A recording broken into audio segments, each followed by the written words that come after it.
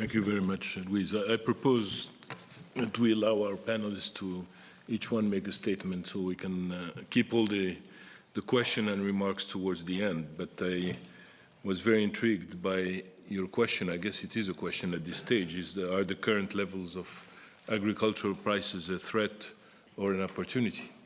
And maybe Dr. Thorat has a view on this.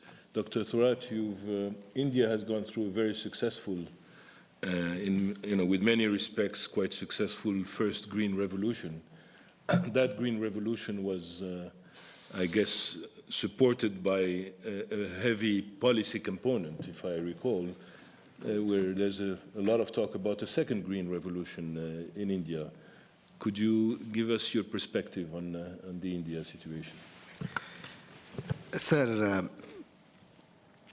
just as Louisa was speaking, I was just thinking that one of the advantages of old age is the ability to raise questions without necessarily having the answers.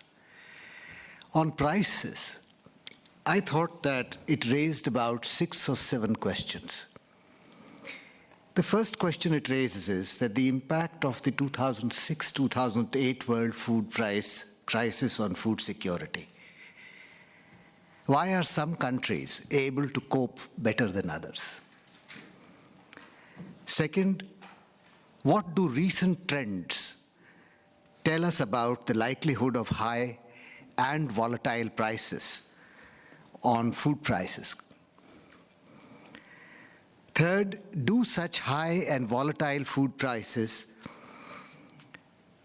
affect small and marginal landholders? Do they present them any incentives? Or is it only a negative factor that is going to happen? What is the role of trade policies and buffer stocks in mitigating domestic price volatility? What steps can be taken by countries and small and marginal landholders to manage the risks of production and price spikes? How can targeted safety nets be designed to protect the vulnerable?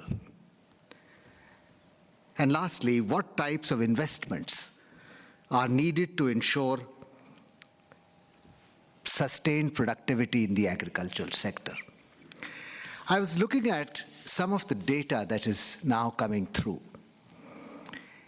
And one of the things that is quite clear now is that the impact of food prices, both high and volatile, are likely and perhaps may continue. The G20 and the Board of Governors of Central Banks have been trying to find ways to reduce price volatility and to reduce the effects when such volatility occurs within national borders. I was reading a report on the FAO which says that the impact of world price changes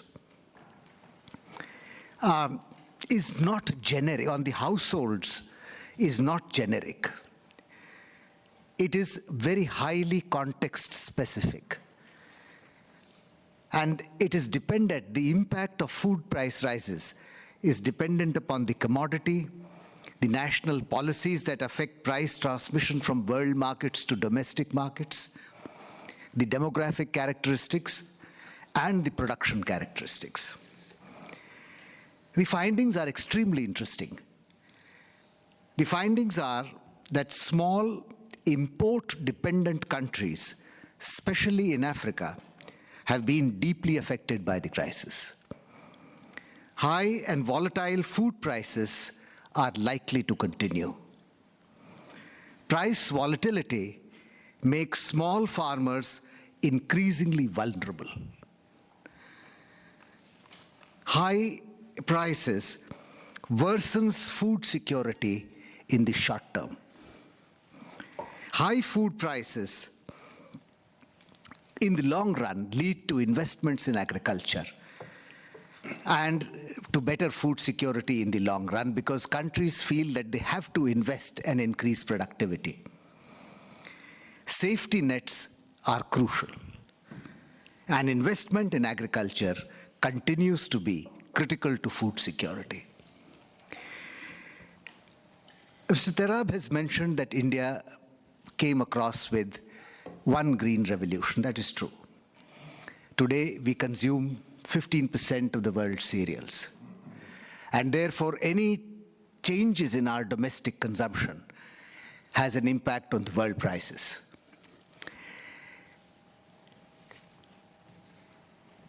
But I rather suspect that what has happened in India is fatigue. Land fatigue, policy fatigue, and I wrote 3, and technology fatigue. And somehow, having broken through the first green revolution, we are still thinking in terms of the same classical ways of how to increase production. India's land is becoming increasingly worse on account of wrong fertilizer use. And I think this is an area where companies like the OCP can play an extremely positive and beneficial role in providing the necessary and the right kind of education. I'll stop at this, but suffice it to say, I'll come back to India at a later stage in this thing, but suffice it to say that between India, China, and a couple of other countries, we account for the world's largest hungry population. And therefore, for us to continue agricultural production consistent with minimum support price and market stability measures is crucial to this thing. But as I said, unless we have technological breakthrough and supportive and facilitating policy environment, I personally find that it is not going to be as easy as we think it is.